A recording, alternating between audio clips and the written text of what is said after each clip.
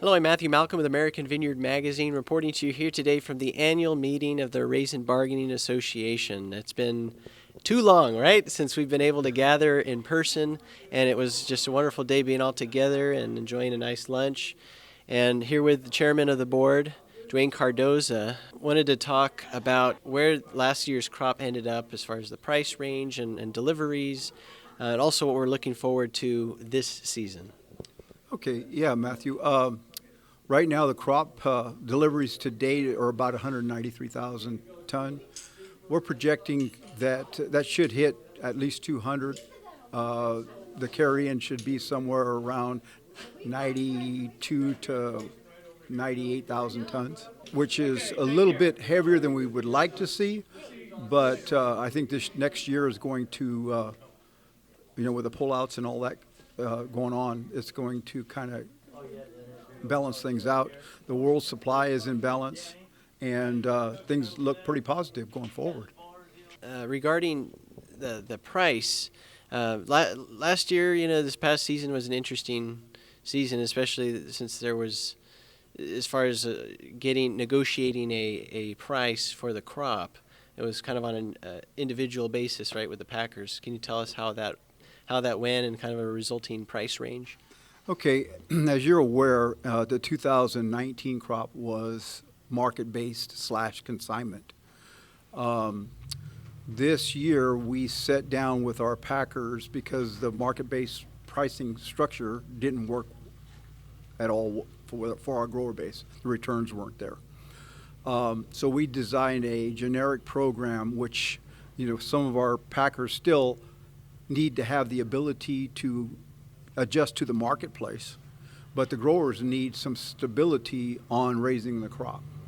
So we designed our new contract that we signed for the 2020 crop based on those parameters, which we set a base price of $1,250. In my presentations that I made in the last few months, I had packers that, when we got the contract signed, told me that this thing was going to pay out above $1,300, between $1,300 and $1,400.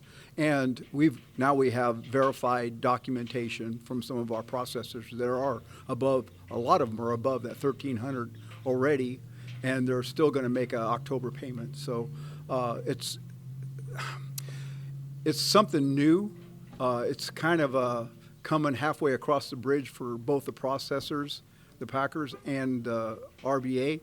And, it gives the flexibility to our processors to be able to look at their product mix, because some of them do big retail, some of them do only bulk sales, and every packer has a different mix. So for you to paint them with one number, it's kind of not fair. So if you make a lot of profit in retail, well, those guys should be able to pay a little bit more because they're making more off the shelf. But it does cost them more to process. So, at the end of the day, we're trying to design something that's going to be profitable for both entities, for both the farmers and for the packers. Everybody's got to make money. If everybody's not making money, somebody's unhappy. Right. Right now, looking forward to this year's crop, what are we seeing out in the field so far? Well, the first time in several years, we have a field guy that went out and did bunch counts. Our bunch count came in at 32. I was told that Sun-Maid was close to that number. That's what was told to me.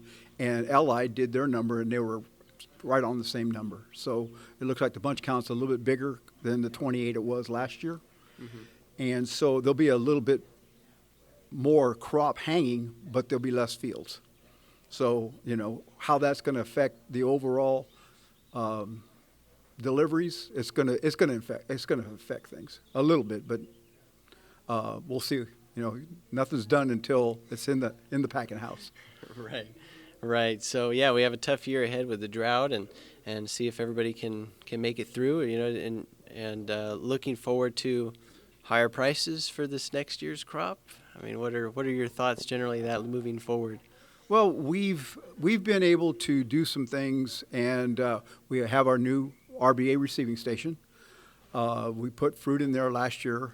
The price that the growers that put that fruit in there were being quoted $1,100 a ton. Well, we sold it for quite a lot more than that. It's working out real well.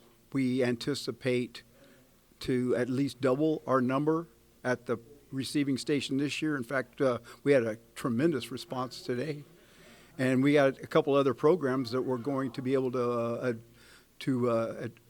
give to our growers this year that we didn't have last year as we're building this new business. It's a new business. It's a separate company than the RBA. It's still the RBA, but it's a separate company. And, it's all for our growers' benefits. Right, to just give them more options. That's correct. And less pressure come harvest, right? Mm-hmm. Thank you, Dwayne. Read more about these things in American Vineyard Magazine. I'm Matthew Malcolm, CaliforniaAgNet.com.